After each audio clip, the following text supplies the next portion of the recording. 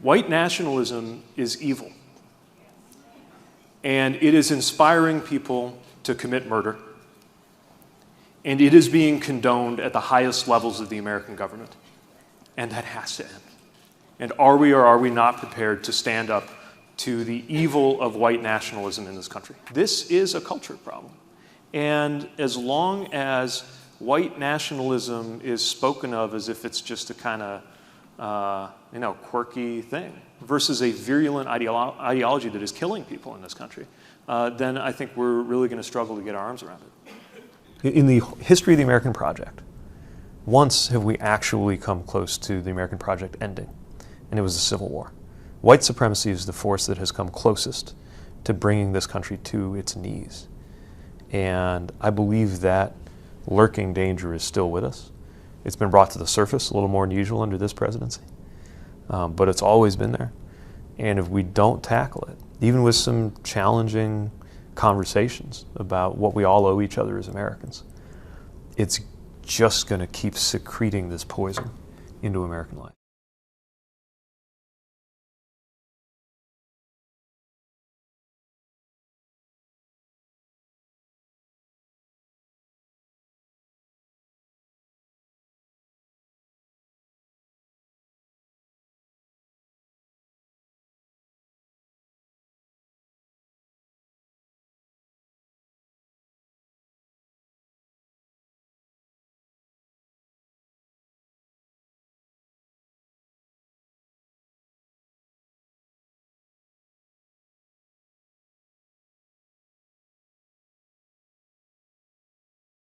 White supremacy.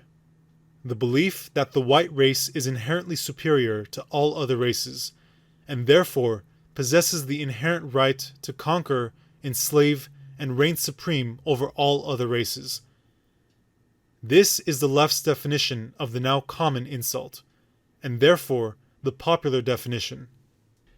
In terms of what the actual meaning of the word white supremacy is, their definition would be correct. The literal definition is contained in the words white and supremacy. But I should note that this is a pretty rare occurrence, because the left is notorious for taking words and completely twisting them of their intended meaning. But in this case, there is no argument to be made there. The issue here is rather how and to whom they apply this term to. They don't apply this term to actual white supremacists, because actual white supremacists don't actually exist. They instead label the few lone white men that go out on a shooting spree for reasons entirely irrelevant to such an ideology as white supremacists.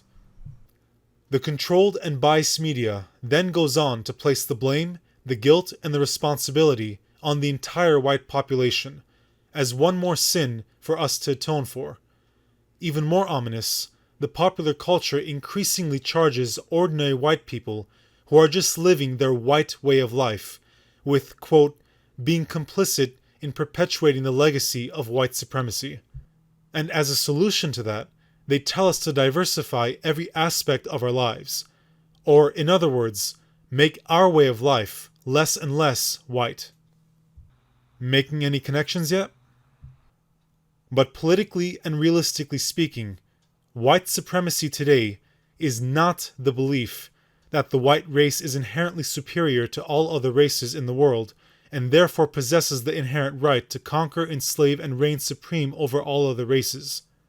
White supremacy, as we know it to be, is today extinct. And that's assuming that it was ever even alive to begin with. There might have been some people that believed this throughout history, that used this belief as a motive or an excuse to conquer or enslave other tribes. But such a belief certainly does not exist in the modern world. Far from it. Even people like you and me, members of the nationalist community, know of not even a single soul in our personal lives, nor a public figure, that places their faith in the idea that white people should dominate the entire earth and all of its people. And how would we know this? Because Big Brother has his eyes wandering on virtually every corner of our streets, in our stores, in our schools, and increasingly in our homes. Any person public or private, even suspected of showing the slightest interest in so-called white supremacy, would be hunted down by any means and marched through the streets for all to see. What is branded as white supremacy by the popular culture today is simply the natural and expected responses by white people to an ever-maddening world. In truth, white supremacy is the concerted effort and movement by whites to raise racial awareness among their own people and to take steps against what is happening to their countries all across their civilization. White supremacists are white people who are racially conscious, actively look out for the collective interests of their own people, take pride in their history, culture, family, country, and most importantly, their own people, and are especially white people who openly oppose the radical and rapid defilement being forced upon their people and their nations. And as racial consciousness increases among white people, so too will the charges of white supremacy. Quote, "We are living in times when fewer and fewer children are being born throughout Europe. People in the West are responding to this with immigration. Hungarians see this in a different light. We do not need numbers, but Hungarian children." End quote. This is a quote from Hungary's Prime Minister, Viktor Orban, and it's because of very nationalistic views like this that they call Orban an authoritarian, and his government as resembling that of Germany's in the 1930s, because Orban explicitly and unashamedly seeks to defend and preserve the Hungarian nation and the Hungarian people.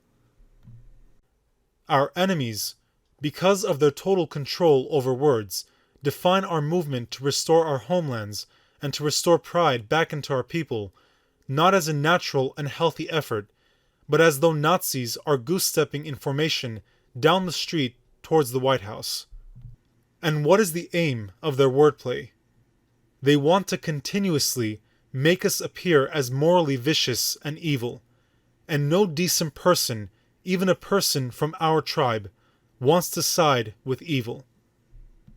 If we triumph with our nationalist plans, that means that our enemies cannot go through with their nefarious plans to globalize our countries and to usher in worldwide communist tyranny. Because they are afraid of us. Afraid of our numbers. Afraid of seeing us stand together, afraid that we will take up each other's fights as our own, and afraid that means they will lose their power. They want to kill our movement so that they may usurp our wealth, our resources, our power, our lands, and our souls for themselves and their own people. Now you know the truth. Now it's time to act.